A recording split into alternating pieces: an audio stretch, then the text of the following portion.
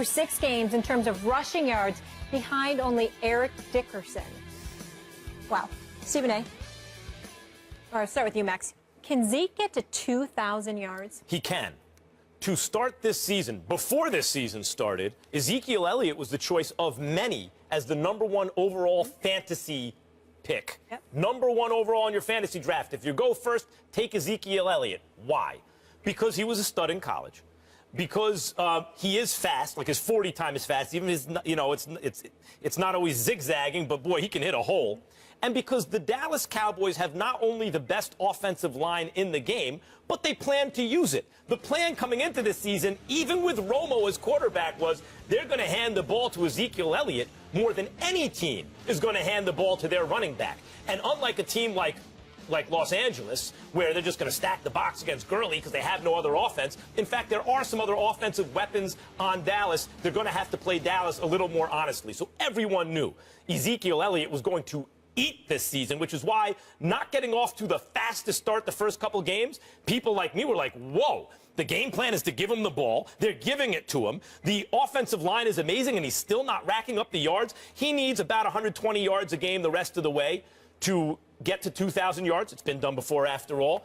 And I absolutely think he can get it. If you look at these holes the offensive line is opening for him, Stephen A., they're sometimes not touching him for 8 or 10 yards. It's not like he's breaking tackles. He's going through wide open holes with breakaway speed. He can get it.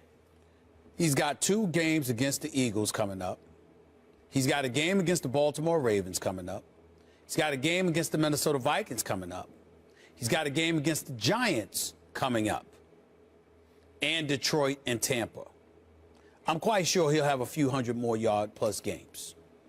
I'm quite sure he's going to get close to 300 carries because DeMarco Murray in his 1,845-yard season had 292 carries. He ain't getting 2,000 yards. It's not going to happen. Because somehow, some way, again, y'all don't understand who the Cowboys are and how they're going to mess things up. It's easy to give him the ball that much now because Des Bryant's not there, okay, and Tony Romo is not back, and you don't have questions and trepidation about that. Remember, it don't matter who you start if all you're going to do is hand the ball over to Ezekiel Elliott. But when you have to worry about that, okay, that's an issue. So Dak is going to be in a mood to prove himself, and they're having more and more faith in him and letting him venture out and take more risk and do more things. Then you've got Des Bryant and his imminent return. You still got Jason Witten and Cole Beasley to get the ball to. You have Darren McFadden ultimately coming back with Alfred Morris already there, even though Alfred Morris only got like 33 carries and Ezekiel Elliott already has 137. You got to be concerned about the fact that even though he's a rookie, he's a he's a 4th overall pick in the 1st round. You're going to want to be cognizant and protective of him. So all of those elements that come into the equation are going to dissipate the number of touches to some degree. It's going to interfere with what they've been doing over the first 6 games. And as a result, that's going to get in the way. I'm not saying he couldn't, meaning he doesn't have the ability to pull it off, because he clearly does, particularly behind that offensive line. But one of those elements, if not a multitude of them, will come into play, which will prevent him from getting 2,000 yards. I disagree. 2 reasons. 1, the most impressive thing about the Dallas Cowboys this year, and you hear analysts say this, and sometimes it sounds like BS when you have nothing better to say, but sometimes it applies. The team doesn't know what it is, who they are. They don't have their identity. Dallas has its identity. It is a time of possession, ball control offense. You do that by running the ball. You know, you don't do that by taking shots down the field constantly. You do that by handing it to a dominant back behind an excellent offensive line and with a quarterback that's not going to turn the ball over. That's exactly who Dallas is. That's how they're having their success. And furthermore, that's just the execution of the game plan heading into the season. This is who they wanted to be and planned to be, and now it's successful. That's 1. 2, in terms of being protective of the running back, you're not protective of your running back. Well, they spent a high draft pick on him. What you want to do with a running back is use him up before you have to pay him. Right now, you don't really have to pay him. And running backs, the shelf life is they start to kind of fall off at 28 by 30. They're just not the same. Use them up now. We only got a couple of seconds left. I heard your point. Hear mine. Number 1, you wanted to do that primarily to protect Tony Romo. You don't have such concerns with Dak Prescott. okay? You have to look at it from that perspective. And I think that absolutely cannot be ignored. And number two, you would be right about Ezekiel Elliott, but keep in mind this point. What were the ingredients to their success as three-time Super Bowl champions? Yes, you had Emmitt Smith, with a Michael Irvin, the playmaker, with a Hall of Famer and quarterback Troy Aikman. But the combination of the trio, it was a yin and a yang to it. It was a combination of going both ways. What you didn't do was give it to the young stud that was Emmitt Smith and said, we're going to run you into the ground. You wanted to be protective of him because you knew with him you could win Super Bowls for years to come. You ain't just chasing 1 year of glory. That is the difference. And that's why I said Ezekiel Elliott's going to get the ball. He's going to be successful. But 2,000 yards? Nah. Bengals linebacker Vontaze Burfict already missed the first 3 games of the season thanks to a suspension for a helmet-to-helmet hit in last year's playoffs. So his actions in Sunday's game against the Patriots shows he may not have learned too much from that time off. The NFL is reviewing 2 plays from the game. The first, a low hit on Martellus Bennett. After the game, Bennett said Burfict did apologize to him and told him it wasn't intentional. And the second play, an alleged stomp on LeGarrette Blount after a late touchdown. So a decision on potential discipline for Burfict is expected no later than Wednesday afternoon, a league source telling ESPN. Stephen A., how should he be punished? It will not happen in all likelihood because it's really difficult to define what level, whether or not this warrants a suspension because of the things that were transpiring and the visual that they have. Not only that, measuring intent. Remember, he went low, he didn't go high.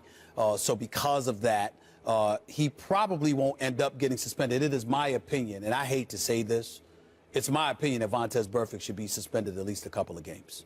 I want to make sure that I'm clear about that, and I want to make sure that everybody understands I take no joy in saying that. This guy has had a very, very difficult upbringing. He's overcome a lot in his life. I'm quite sure he's a better person than he displays himself as being on the field. Because you don't hear too much about him off the field. I remember last year, Max, in the interest of full disclosure, Pac-Man Jones, who I've known for many years. I've interviewed him on several occasions. I'm very, very fond of Pac-Man Jones. I think he's overcome a lot himself, and he's a really good brother.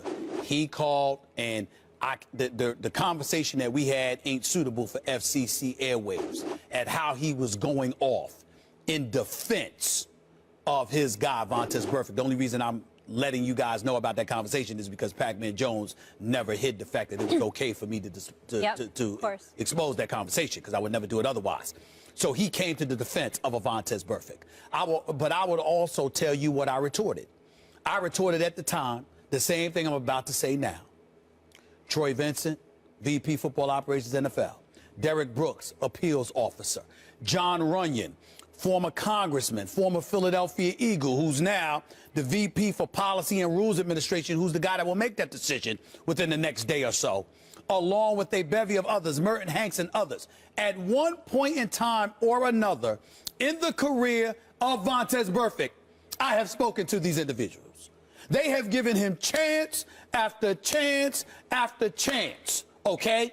They have sat up there, I mean, as recently as a week ago, I had one of the dudes, you know, in the appeals department, talked about how Vontaze Burfict was reached out to. He has been called. He has been emailed. They have reached out to him. He won't return people's phone calls. He won't get back to them. And they still reached out to him to make sure he knew they were pleased with him. They were encouraged by him, not just the professionalism he was displaying on the field, but what he was saying in post-game interviews and beyond, et cetera, et cetera. And a week later, here we are. You find yourself, first of all, he stomped on Blount. It's clear he walked right into the scrum, and he put his foot on Blount, which is why Blount got up and shoved him. That's first of all. Secondly, you saw the low blow that he went to when he hit Martellus Bennett with. Okay? He's just standing there, and you literally dive for his leg. Those are career-threatening plays. You can rip somebody's cartilage. You can tear the ACL. You're trying to do that on purpose? Come on now. You can't have that. You can't have that. So something has to be done. I think right now, Max, is the last thing I want to say. Somebody needs to look at Vontaze Burfict and ask him one simple question. do you want to play in the NFL or not? Because they may not suspend him this time, but they are watching this dude, and they are not playing. They are not going to tolerate the kind of stuff that he gets himself into. I defended him at the beginning of the season. Remember that. You didn't. I can't defend this because you just fresh off of being suspended, and already you find yourself in the eye of the storm again. Makes no sense. The reason I didn't defend him earlier in the season is because going into that playoff game against Pittsburgh last year on Sports Nation, Michelle and Marcellus and I were discussing Perfect and what are the odds he's going to do something. And my whole point, I turned to the camera and say, look, all eyes of the world are on Perfect. He's not going to do something stupid now. I mean, that's not when a guy misbehaves, whenever he knows the spotlight's on him. And a week later. And going into that, and then it was highlighted on TV. They need 14 yards to be in field goal range. 22 seconds left. 22 seconds left. It's an incomplete. He hands them 15 yards. Pac-Man Jones had no culpability there. Pac-Man Jones didn't do anything wrong in that game, but Vontaze Burfict sure did when everyone. That was the question heading into that game. The question, not about the quarterbacks, it was about Vontaze Burfict and his behavior. Would he blow it? And 14 yards, he hands him 15. You couldn't write in the script any better or worse. Okay, so that's when I'm like, okay, this guy has a problem. Stephen A., here's the issue here. Whether or not he gets suspended, he should be suspended 2 games. 1, for stomping on Blunt. The reason is, and Marcellus Wiley, who I worked with on the radio and TV, we saw each other 10 hours a day for 5 straight years plus. Used to talk about this all the time. No wonder he's happy you're going. he does look kind of happy now, doesn't he? Nah. He misses you, bro. He misses you, bro. So right. Marcellus used to talk all the time, a defensive end. He was an all-pro one year, a Pro Bowl player. When he was on the bottom of a pile, he grabbed someone's gut, twist it. You do all kinds of vicious things to each other on the bottom of a pile. And, hey, if the camera picks it up, if you get caught, that's something else. But you don't want to. That's not what happened. Burfict is not in the pile. He walks over and in plain sight of everyone, stomps Blunt. 1 game. Okay, now we're talking about the Bennett hit. He went low, not high. That's true. But it wasn't a play. It wasn't. The ball wasn't coming to Bennett. The play was already over down the field. And you had just finished arguing with him a few plays early. So when I talk about Odell Beckham Jr., hey, Stephen A., it's impulse control. He took off his helmet. Those are relatively benign infractions, and I'm mad at Odell because he's actually hurting the team. But in Burfict's case, these are major infractions, injury-causing infractions, potentially career-ending infractions in Bennett's case, and it's hurting his team. That's a problem. Vontaze Burfict had been fined about 4 previous times in 2015 alone, including the $50,000 fine a week before the Steelers game, Week 17, going into Week 17. So now you have this. Between James Thrash, Derek Brooks, okay, Troy Vincent, Merton Hanks, Lord knows who else, they have been on the phone or in person with this man on at least 15 separate occasions. 15! Enough's enough. Vontaze Burfict needs to ask himself one question.